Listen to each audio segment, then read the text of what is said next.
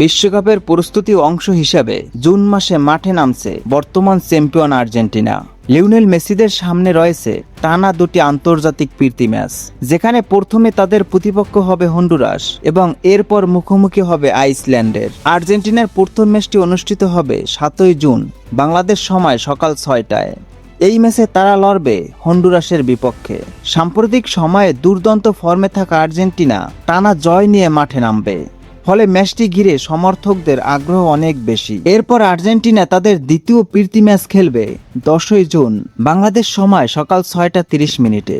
সেই ম্যাচে প্রতিপক্ষ হিসেবে থাকবে ইউরোপের দল আইসল্যান্ড। বিশ্বকাপের আগে নিজেদের সেরা প্রস্তুতি নিশ্চিত করতে এই ম্যাচটিও আর্জেন্টিনার জন্য বেশ গুরুত্বপূর্ণ হতে যাচ্ছে।